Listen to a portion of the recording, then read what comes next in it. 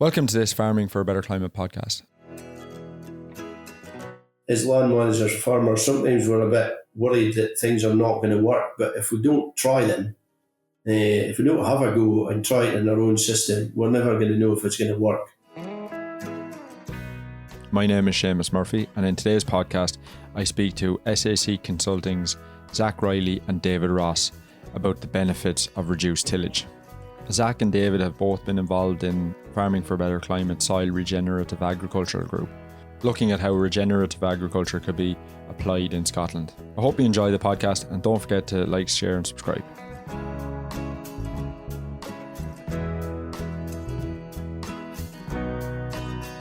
My name is Zach Reilly. I work in the SAC Consulting office in Forfar.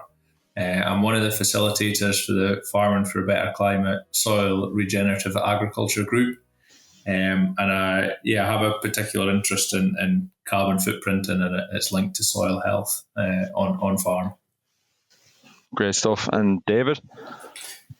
Hi, Seamus. My name is David Ross. I'm an agricultural consultant based in Stonehaven and regional manager for the northeast of Scotland. My interest is really in soils and incorporating regen ag into productive arable systems. Great stuff. And speaking about regenerative agriculture and that kind of thing, there's been a lot of discussion and chat in the media and farming media about reducing tillage.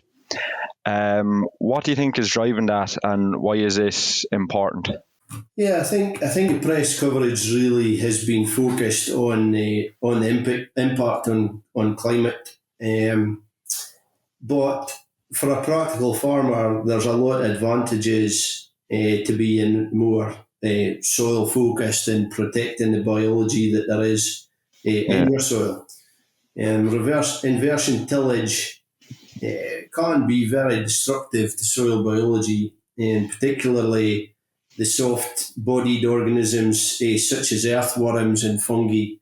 Now, if they start to decline in your soil, and bacteria, which are less affected really by inversion tillage, it can result in a shift in population towards a kind of bacteria-dominated soil. And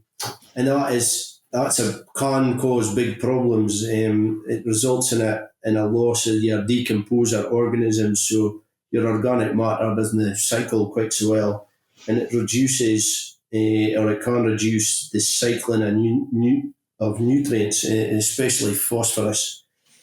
But as well as the biological impacts, there's a few physical impacts in the soil, such as compaction and reduced infiltration rates in conventionally tilled soils.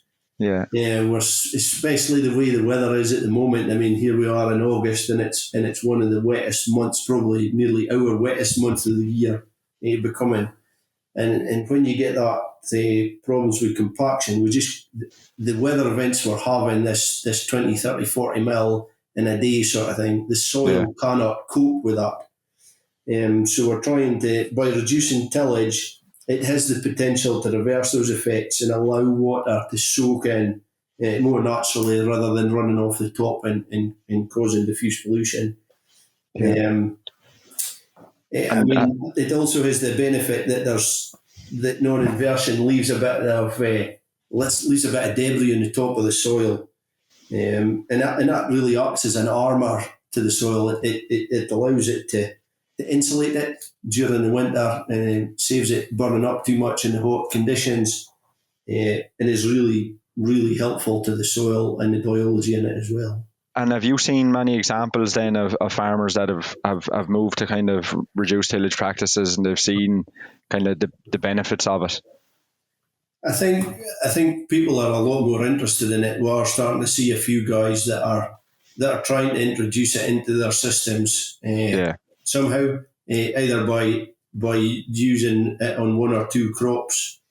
I've certainly got a couple of guys who are looking at it quite seriously this last season, and we're seeing we're starting to see benefits in it.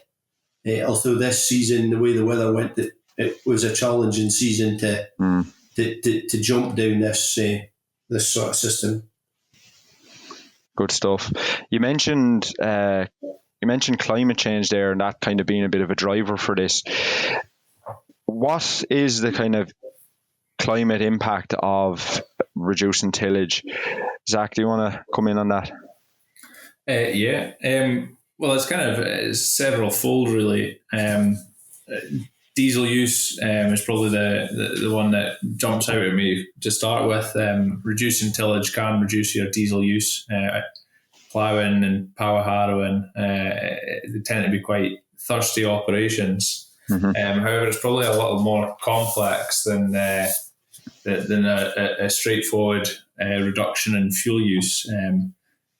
When we talk about on-farm emissions, it's really important to differentiate between the total emissions and the emissions per kilo of produce. Your total emissions are obviously everything that's emitted on a farm in a specific time frame. We usually benchmark for a year. However, when we consider a farm's carbon footprint, that's when the total emissions are split over the farm's output. So it's a kilos of emissions per kilo of output. And what we want to do is reduce the total emissions without reducing the output, so that the carbon footprint, per kilo of product is reduced. So when we're talking about reducing tillage, if we reduce that first fuel use, while maintaining our yields at as high as we can, it does have the potential to reduce your carbon footprint on farm, and obviously that's positive. However, I would say that the kind of low hanging fruit is probably more fertilizer based in an arable system. Based on the latest data in AgriCalc, on an arable farm, fertilizer can make up anywhere from 60 to 80% of the emissions for an arable enterprise, whereas fuel use tends to be somewhere between 13 and 16%. So fertilizer obviously has a much bigger impact. I think when we're talking about reducing tillage, a lot of people tend to focus on soil carbon more than fuel use. And yes, reducing tillage can increase your carbon sequestration. I don't know if you're aware, but like when you till a soil, it basically introduces a lot of oxygen into the soil, and that oxygen can result in the breakdown of carbon within your soil profile, and that then is released or mineralized, and reducing tillage can reduce this effect. Yeah. Well, anytime anyone talks about a farm carbon footprint now, there's always a focus on soil carbon and trying to incorporate the carbon that's stored in farm soils into kind of the bigger picture of the farm's carbon footprint. This is a big question, but how can farms increase the carbon that's sequestered in soils? I would say for a farm to effectively sequester carbon, well, maybe the better place to start is the difference between storage and sequestration. Your sequestration is sucking that carbon out of the atmosphere. So it's the transition it's the transition from the carbon being in the atmosphere to it being in the ground, whereas your storage is holding on to that. Within typically trees or in this case we're talking about storing it in soils. So for a farm to accurately sequester and store carbon, you've obviously got to look at a number of different practices. Typically that would be reducing tillage, but by itself it doesn't tend to be enough. You'd have to link that with your use of perennial cropping, so integrating grass into the farm. But then also different techniques such as your use of cover crops and nitrogen fixers in the rotation as well. I do think that's very important to highlight the difference between storage and sequestering carbon, because I think a lot of farmers tend to talk about soil carbon as though it could be the saving grace when it comes to climate change and things, but that's maybe not the case. I think as well, soil's often talked about as being that silver bullet because it has such huge potential, but we've got to remember that it's still a biological system we're talking about. the kind of one that most people have heard about or talked about is the 4 per milli initiative. Whereas if we increase soil carbon levels by 4 per thousand parts, would actually halt climate change. But to do that in practice is very difficult, and to achieve it one year, it makes it harder to achieve it the next year as we reach the soil's limits. I think there is potential, but it's also not as easy to do as is often made out. Yeah, there's probably then we should maybe stick to one of the areas where we are kind of clearer on and we kind of know that we can reduce emissions in. So that's fertilizer use. It's obviously crucial to growing crops. So how can you effectively reduce emissions from fertilizers? Well, there's a number of steps that you can look at. I mean, the first is really to think about what you're already producing on farm. If you're in a mixed unit or a livestock farm, then you've actually got quite a lot of P and K that you're producing, and sulfur, and numerous trace elements as well that you're producing on farm. And it's really important to try and think about what you have actually got there. And one of the ways to do that is to get your muck and slurry and digestate and other bits and pieces analysed, because it can be, well, it's a lot more variable than certainly a lot of people think, and I was led to believe in when I first started out my career. So getting it analysed is definitely worthwhile. Depending on what type of stock it's come from, how intensively they've been fed, feeds through into how or the potency of the FYM and slurry. So I definitely think about getting them analysed. The next thing really to think about is looking at a nutrient budget. So think about what you've got on farm, so your mucks and slurries. What do my crops actually need? How much P and K do they need? What does the soil look like? What does the soil analysis look like? I'm a high in N, P and K, or in P and K definitely for the analysis. And what things can I do to use up some of that bunk if it's high, or boost that reserves if they're low. And then from there, we can start looking at what bagged fert you need to buy in. Now, as we sit here at the moment, fertiliser is very expensive. It's gone up significantly for last year. We're probably looking at an extra £100 a hectare on the cost of production the year before, which is going to add £10 to £15 to the cost of production per tonne of cereals. So now's a really good time to be thinking about this, and to be saving a few quid, as well as reducing your emissions, and producing for the crop what the crop actually needs.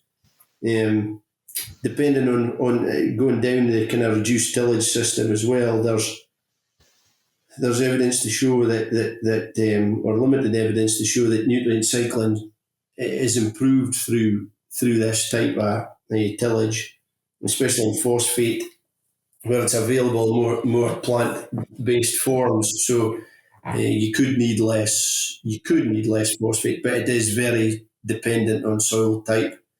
So it really depends what you're working with. And also, if you're not inverting the soil and you're only using or you're only mixing residues and stuff within that kind of first 4 inches or so of soil, then there's evidence to suggest that the concentration increases in that soil profile, and it's more available to the plant. A few things to think about. So there's kind of a lot of multiple benefits then of kind of looking at, or at least considering, reduced tillage as an option. So how then would a farmer practically change to reduce tillage?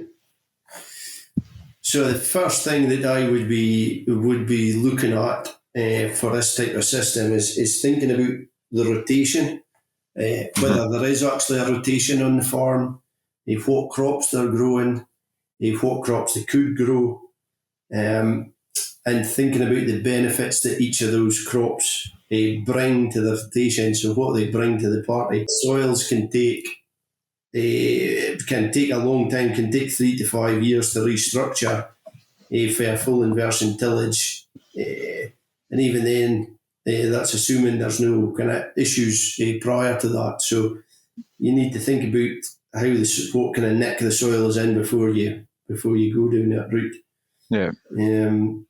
But crop rotation, definitely. I mean, thinking about how many break crops you've got. So looking at things like oilseed rape, beans, oats, and what they kind of bring to the party, whether it's a weather window that there is on the farm, depending on the climate, what sort of different types of rooting systems they bring to the soil. They're just thinking about how all that can fit in to produce a productive rotation for your farm, and not necessarily that has the greatest gross margin for each individual crop, but trying to think about the gross margin of the rotation and how that fits into what you're trying to achieve. As far as moving to that kind of system, the break crops, and we found them a really good way. There's a lot of oilseed rape being sown without inversion of the soil now through a kind of subsoiler type establishment. You're getting really good yields and good crops on the back of that. And the same with beans, they can be sown in a similar type of way quite easily behind the time. And there's also other benefits. There's a bit more timeliness, they're a bit quicker, you're not having to wait to invert the soil and then sow it, especially in a wet August when you're trying to get oilseed rape in. There's other opportunities to control weeds within the rotation as well. So it's trying to think about how the components of the rotation fit together to give your farm and your soil the best opportunity. Good stuff. I definitely agree with David that the rotation's the place to start. I think beyond that, looking at how you're actually establishing the crop is obviously very important. Broadly speaking, you can split reduced tillage drills into either a tine or a disc-based drill.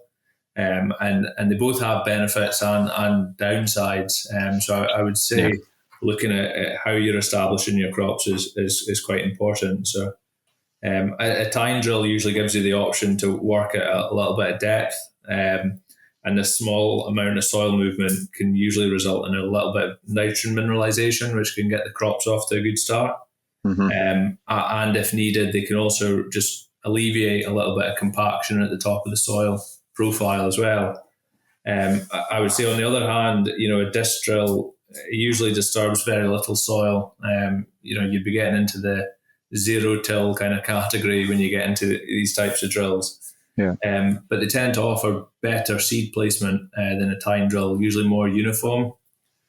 So I would say that assessing the pros and cons of both when you're looking at transitioning would be quite important from my point of view.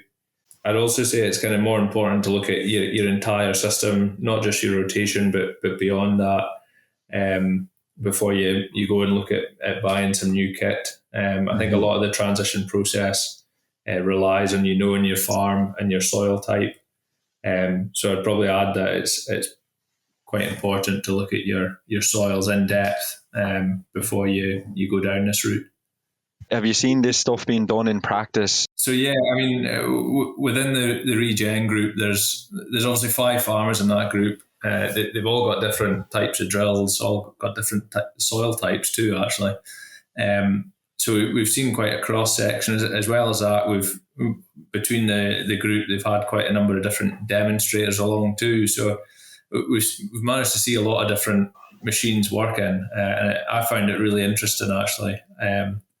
I would say that straight off the bat, if your field was ploughed last year, I personally wouldn't go down straight into the disc drill in the first year. I think there's more of a stepping stone drill, a strip till type system where you can still work at a little bit of depth if you need to without inverting that soil. So you're not turning the soil on its head, but you're still giving it a little bit of a loosening.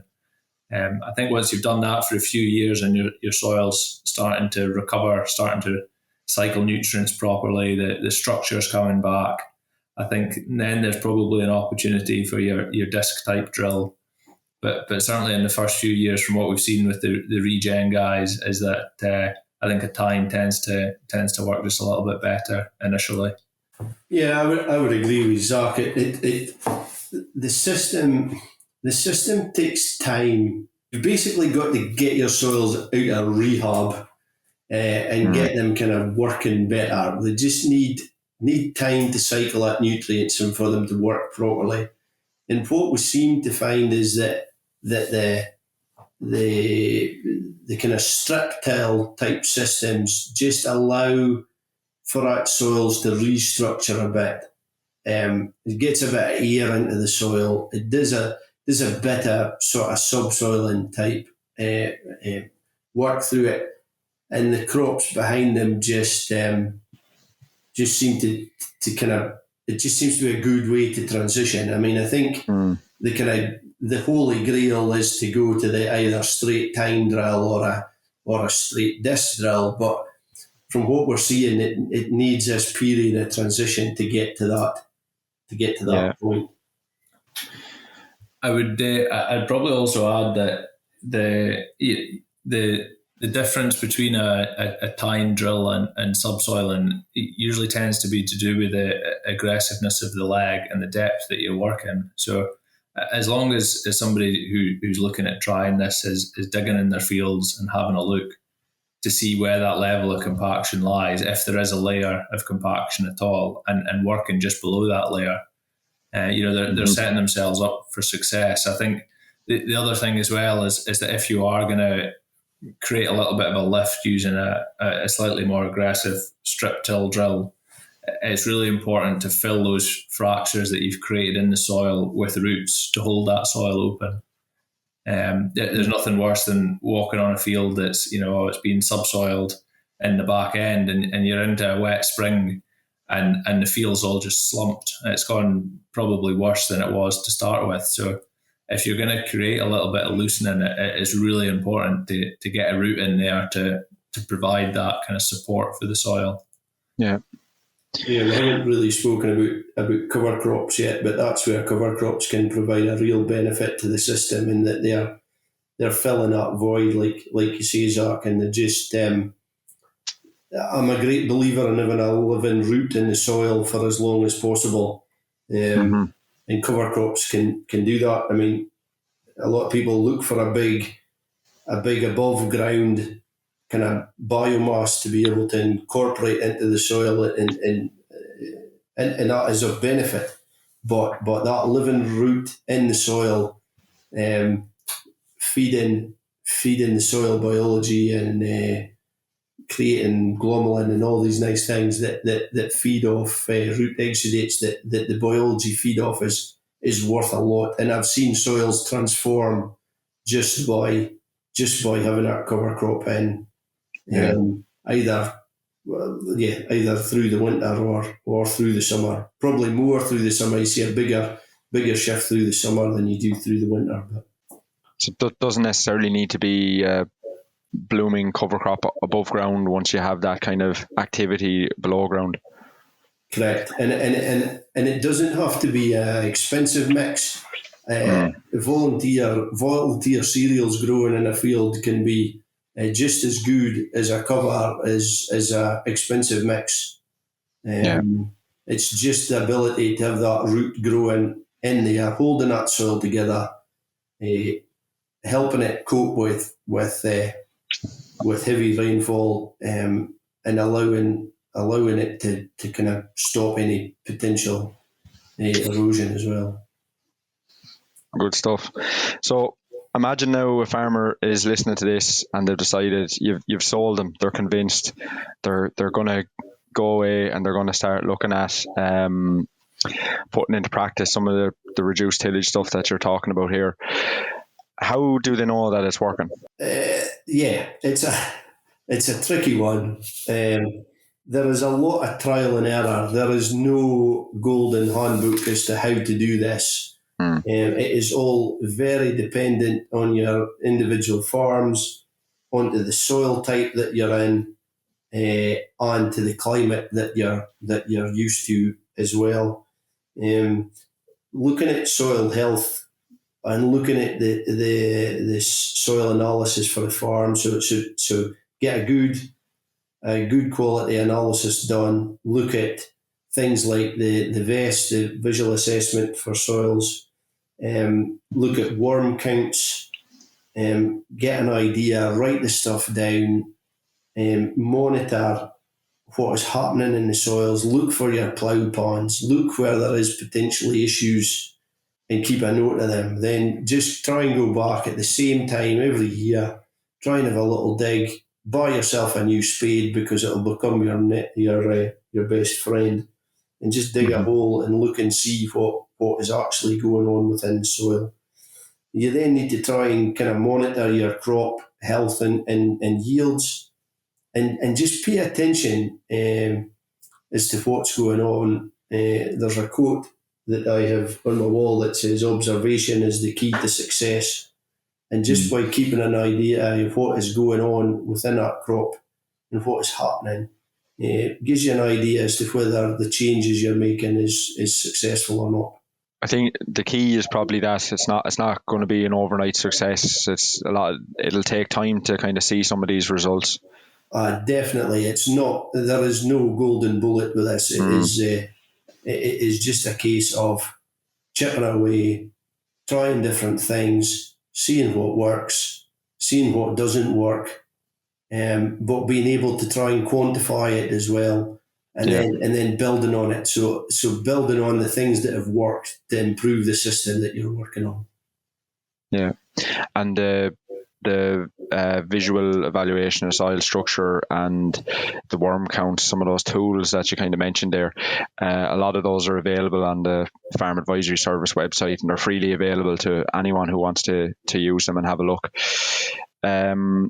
So then just to kind of finish up, what tips would you offer to farmers that are looking to change to reduce tillage? I would say probably don't make too many changes at once.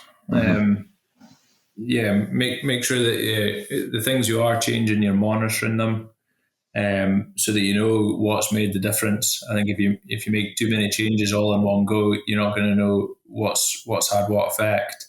Just take time with it. Miss bits out in fields, add bits in, to try and provide some data that is relevant to your own farm, to see what's making the positive impact. So that'd probably be my top tip. Just go a bit steady with it, and make sure you monitor and write down what you're doing and why you're doing it. I would say my top tip is just to be patient, to try and just do things at a steady pace. Definitely look at your rotation first. I think that is the thing that can provide the windows to allow you to do what you're wanting to do, and also to introduce the crops that are good for your soil, as well as hopefully bring a profit as well. And really just have a go. Try a bit. Try a field. Try a field for a couple of years. Try a bit of a field, and just see how things are going. We're, as land managers, farmers, sometimes we're a bit worried that things are not going to work. But if we don't try them, if we don't have a go and try it in our own system, we're never going to know if it's going to work. So be a bit, just go on and try it and see what happens. Hope you enjoyed the podcast. If you would like more info on regenerative agriculture, reduced tillage, or our soil regenerative agriculture group, please visit the Farming for a Better Climate website. I hope you enjoyed the podcast. Thanks for listening.